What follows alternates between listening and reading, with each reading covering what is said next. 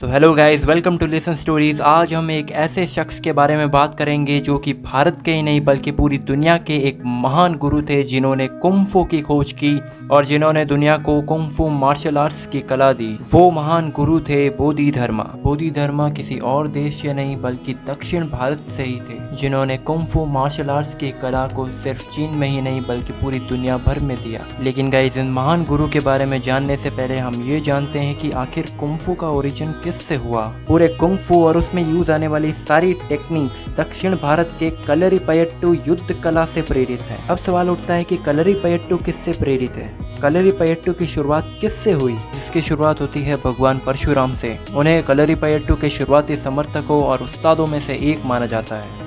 ऐसा कहा जाता है कि उन्होंने भगवान शिव से कलरीपयट्टू सीखा और उसमें महारत हासिल की। और कलरीपयट्टू के साथ भगवान परशुराम का संबंध केरल की सांस्कृतिक और मार्शल आर्ट परंपराओं में गहराई से जुड़ा हुआ है। और इन्हीं के बाद जन्म होता है भारत के एक महान गुरु बोधिधर्म का, जिन्होंने कलरीपयट्टू से निकाली कुंग-फू की कलाएं। दोस्तों, बोधिधर्म का जन्म भारत के एक दक्षिण भाग के एक शहर कांचीपुरम में 6ठी शताब्दी ईसा पूर्व में हुआ था। वह पल्लवा डायनेस्टी से संबंधित थे और एक कुलीन परिवार में पैदा हुए थे। एक युवा राजकुमार के रूप में उन्होंने स्पिरिचुअलिटी में बहुत इंटरेस्ट दिखाया और बौद्ध धर्म के छात्र बन गए। अपने गुरु प्रज्ञातारा के मार्गदर्शन में बोधिधर्म ने विभिन्न बौद्ध शिक्षाओं और प्रथाओं का अध्ययन किया। उन्होंने ध्यान और बौद्ध शास्त्रों के अध्ययन में उत्कृष्ट प्रदर्शन किया। बौद्ध धर्म की शिक्षा को फैलाने की तीव्र इच्छा से प्रेरित होकर बोधिधर्म ने उत्तरी वै राजवंश के दौरान 520 सी के आसपास चीन की यात्रा शुरू की। बोधिधर्म की गहन अंतर्दृष्टि और आध्यात्मिक कौशल के समाचार दूर दूर तक फैल गए।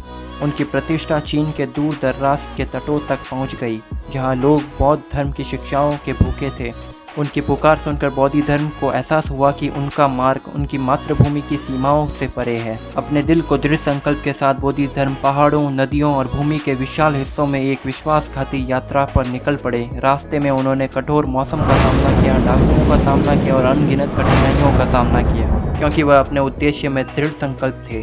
कई परीक्षणों के बाद उत्तरी वै राजवंश के शासनकाल के दौरान बोधिधर्म चीन पहुंचे। भूमि हलचल से भरे शहरों, शांत मठों और ज्ञान के साधकों से भरी हुई थी। लेकिन जब बोधिधर्म चीन में शाओलिन मंदिर पहुंचे तो उन्होंने वहां के भिक्षुओं को उनके डीप मेडिटेशन अभ्यासों के कारण शारीरिक रूप से कमजोर और धीरज की कमी पाई। और कहा जाता है कि इस समस्या का समाधान करने के लिए बोधिधर्मन ने उनके लिए फिजिकल एक्सरसाइजेज और मार्शल आर्ट्स की एक टेक्निक शुरू की। दरअसल उनका मानना था कि एक आध्यात्मिक साधना को समर्थन देने के लिए एक मजबूत और स्वस्थ शरीर की आवश्यकता है। बोधिधर्म की टीचिंग्स और मार्शल आर्ट ट्रेनिंग बाद में शाओलिन मार्शल आर्ट्स परंपरा में विकसित होने की नींव बन गई।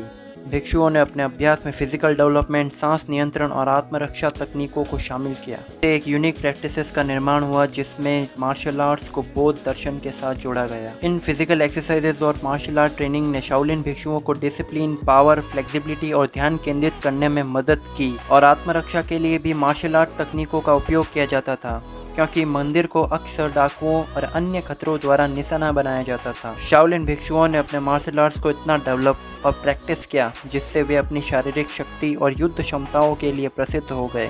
शाओलिन मंदिर मार्शल आर्ट्स परीक्षण और इन परंपराओं के संरक्षण का केंद्र बन गया और इससे मार्शल आर्ट ने दुनिया भर में इतना नाम हासिल किया। तो दोस्तों, इससे यही पता चलता है कि बोधिधर्मन वाकई में एक महान गुरु थे। बोधिधर्मन के जीवन के अंतिम दिन चीन में कई साल बिताने के बाद और अपनी टीचिंग्स को शेयर करने और शिष्यों का मार्गदर्शन करने के बाद बोधिधर्मन अपने जीवन की संध्या पर पहुंचे। कहते हैं कि उन्होंने अपने आसन प्रस्थान को भांप लिया था और अपनी अंतिम यात्रा की तैयारी शुरू कर दी। उन्होंने एकांत अपनाया और अपने ध्यान को गहरा किया। उनकी चेतना ने जीवन और मृत्यु की सीमाओं को पार कर लिया और ब्रह्मांड के अनंत विस्तार के साथ विलय कर दिया।